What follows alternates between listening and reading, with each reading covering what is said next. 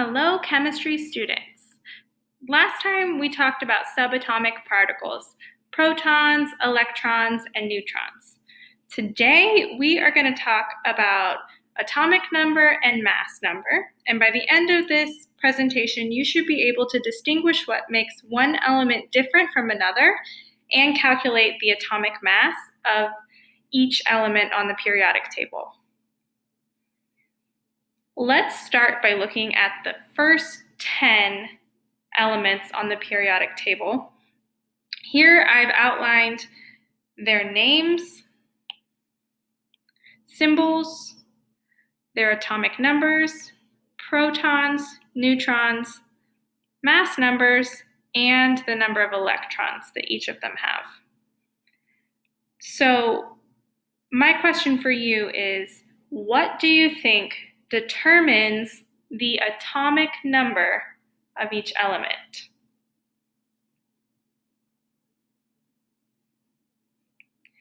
If you take a look at the atomic number of each of these elements, you will see that they match both the number of protons and the number of electrons. So hydrogen has an atomic number of 1 proton, and 1 electron. And then jump down to oxygen. Oxygen has an atomic number of 8 protons, and 8 electrons. The number of protons and electrons are equal to each other because every element needs to be neutral or have a charge of 0. So every proton has a positive charge of +1, and every electron has a negative charge of -1. So they cancel each other out, so they need to be equal. So you can write down that the atomic number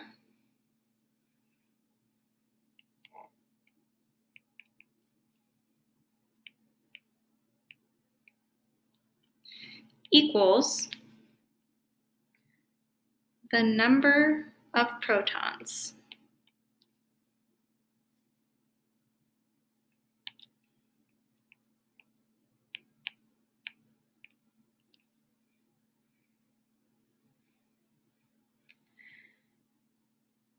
Now the mass number, take a look at that one.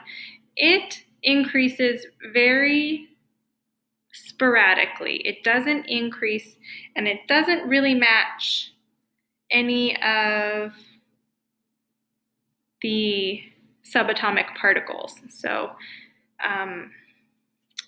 what do you think determines the mass number of an element?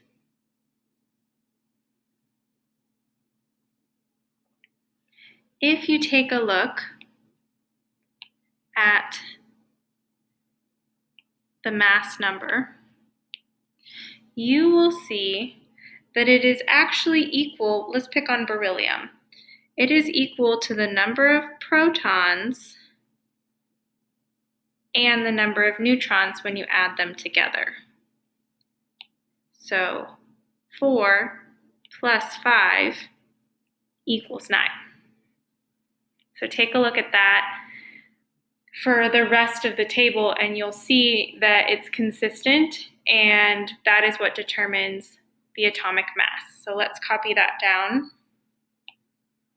You'll need that in your notes as well. So atomic mass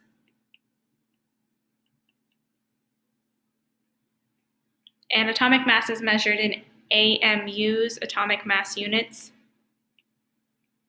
equals the number of protons plus the number of neutrons.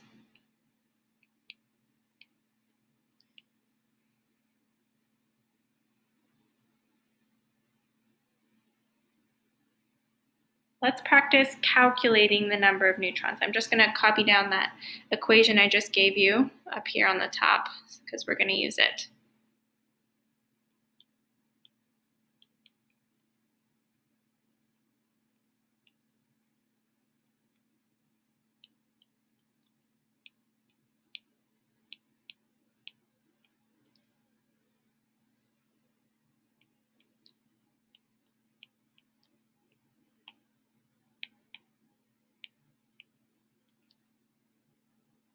All right, so this question is asking us, if sodium has a mass number of 23 and an atomic number of 11, how many neutrons does this element have? So the mass number, atomic mass, we can plug 23 straight in for atomic mass. Remember that the atomic number is equal to the number of protons, so you can plug 11 into that part of our equation, and all we're left with is the number of neutrons. So it's actually a pretty simple equation to solve. You just have to know where to plug certain things in and understand the vocabulary. So it would just be 23 equals 11 plus n. Subtract 11 from both sides, and now you have 12 is equal to n. So my final answer is 12 neutrons.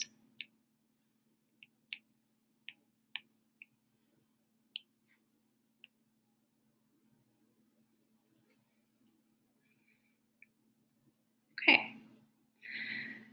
Sometimes, well, a lot of the time, chemists like to use shorthand instead of writing things out all the way. So we use symbols for the atoms instead of writing out the whole name.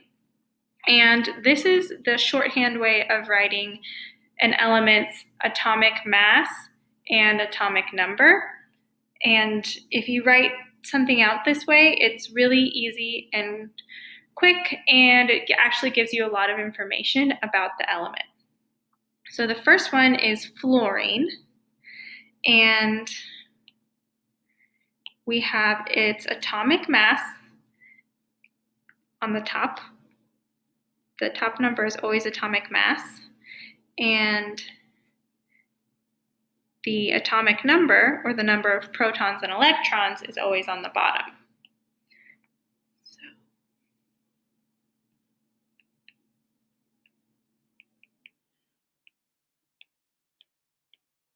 Atomic mass is on the top, and atomic number on the bottom.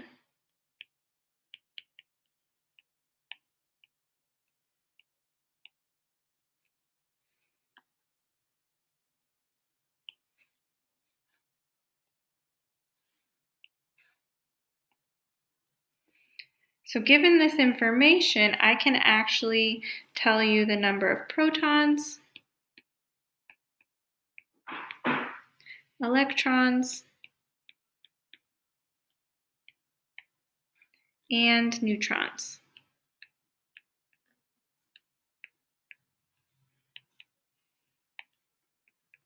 Protons, there are 9, which means there are also 9 electrons, and it looks like the mass number is 10 larger than the atomic number, so that tells me there are 10 neutrons. Okay, why don't you guys take a turn with the element gold? Can you tell me the number of protons, electrons, and neutrons?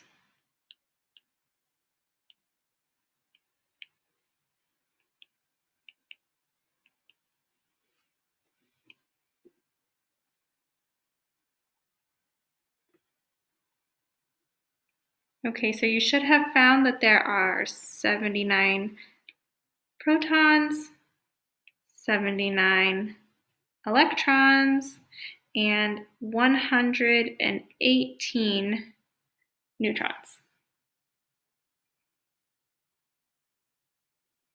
Okay, let's try one more time with neon. How many protons, electrons, and neutrons?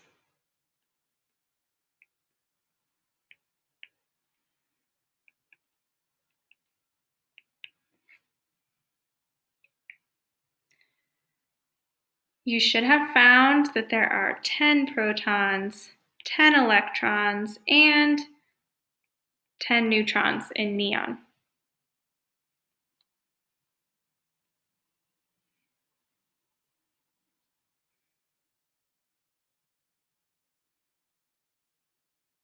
Okay, we're going to practice a few more times.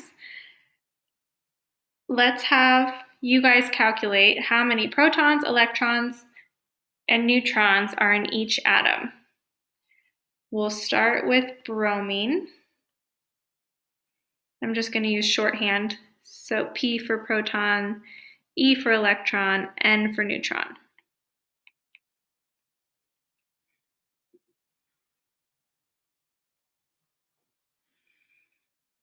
Okay, you should have found that there are 35 protons, 35 electrons, and 45 neutrons. Let's move on to lead.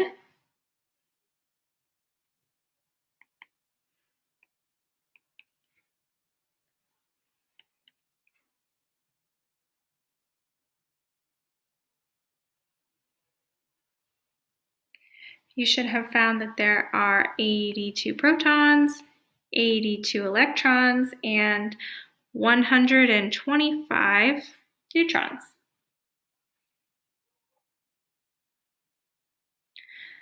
Next, let's do iodine.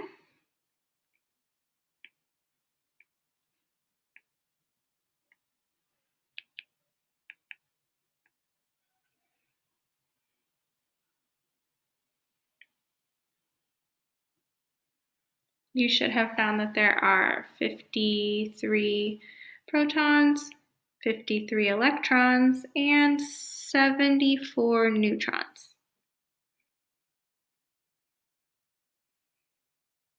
Finally, let's do calcium.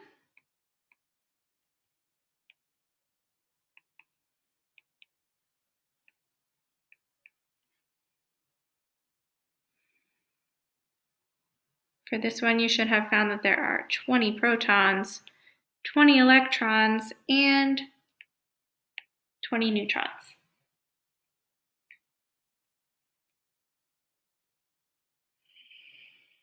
And I would just like to point out to you that the atomic number and the mass number are on the periodic table of the elements. So you can find periodic tables online very easily. You should also have a printed version of the periodic table just to make your life a little easier so you're not switching between screens so much. And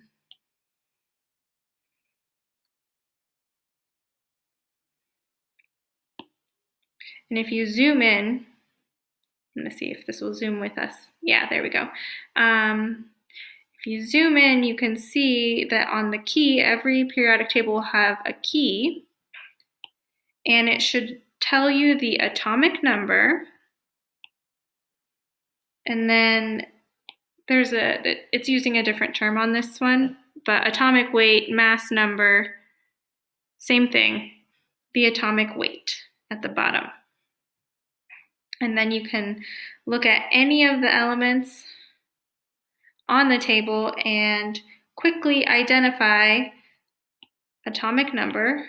It should be large right there. So that's telling you the number of protons and the number of electrons in that element. And then at the bottom, you will see the atomic mass. So all of this information is available to you on the periodic table. And you should be able, using your periodic table, to tell me how many protons, neutrons, and electrons are in any element on the table.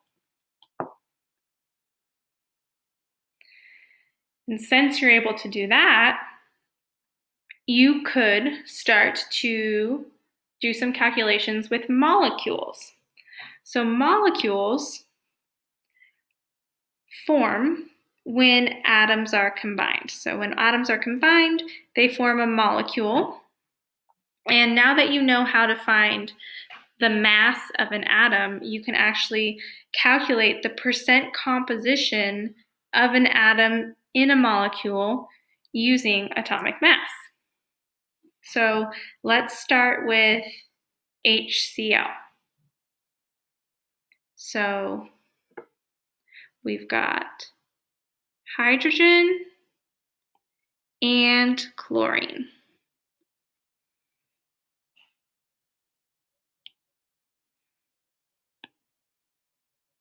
Going back to the periodic table,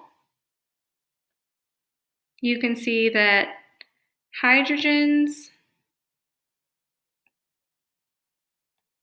number is 1. We're just going to use 1. We're not going to talk about the numbers after the number 1 quite yet. We're just going to use 1, just round it up. And then chlorine is over here. Its mass number is, we're going to say 35.5. Okay. So 1 and 35.5. And this is why it's easier to have the periodic table printed out, because you can just look down instead of scrolling back and forth.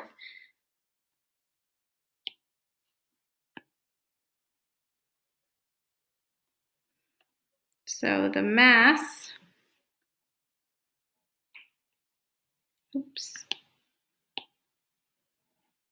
is equal to, this is the mass of the molecule, is 1 plus 35.5. So what is the percent composition of hydrogen in HCl? Well, the total mass is equal to 36.5. So what you would do is you would take the mass of the element divided by the mass of the molecule,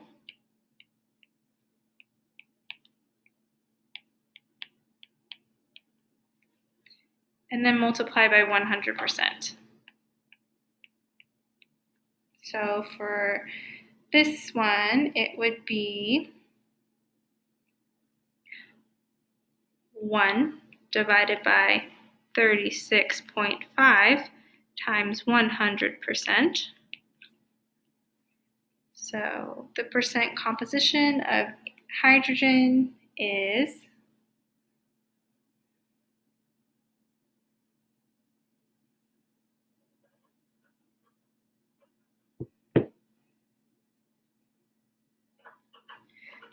2.739%.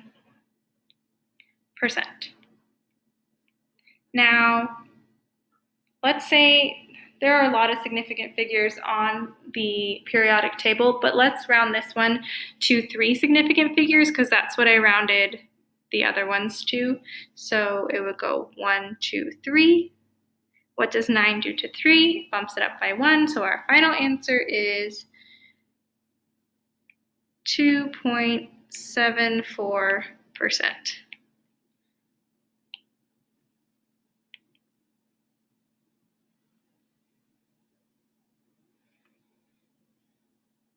Okay, so what is the percent composition of sulfur in this molecule?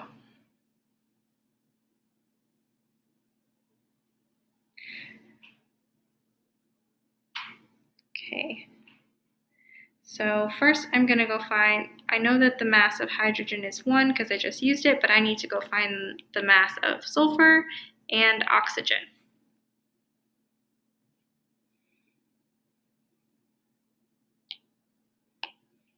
Looks like the mass of sulfur, let's take 3 significant figures off of this, is 32.1. And the mass of oxygen is 16.0.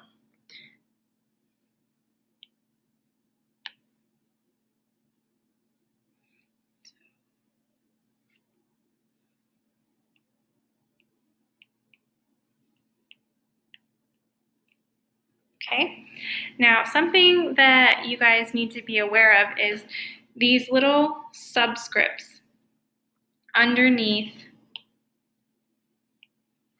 the numbers. That is telling you how many hydrogens are in this molecule. So this molecule has 2 hydrogens, 4 oxygens, and since there's no subscript on sulfur, it means it just has 1 sulfur. So you actually need to multiply the mass numbers by the number of that element that's in the molecule. So hydrogen gets multiplied by 2, and oxygen's number gets multiplied by 4. And then once you have all of those numbers, you add them together. So this one is multiplied by 1. And that is the mass of the molecule. So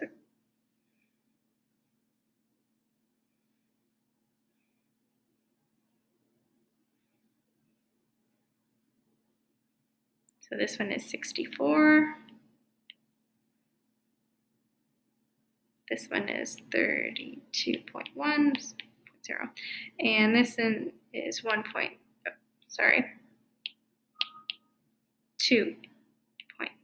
So you add all that together,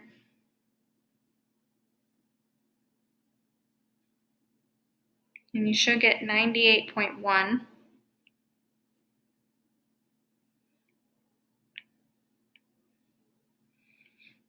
AMU. So then the molecule we're looking at is sulfur. So our equation is mass of the element divided by mass of the molecule. So the mass of our element is 32.1. The mass of our molecule is 98.1. 32.1 divided by 98.1 times 100%.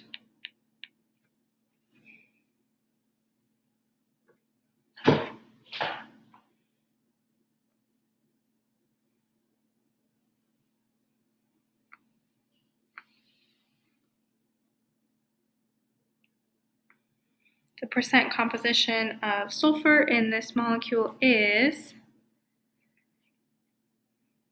32.72%.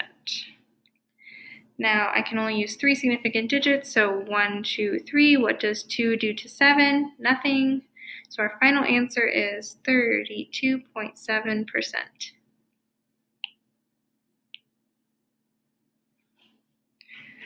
Alrighty.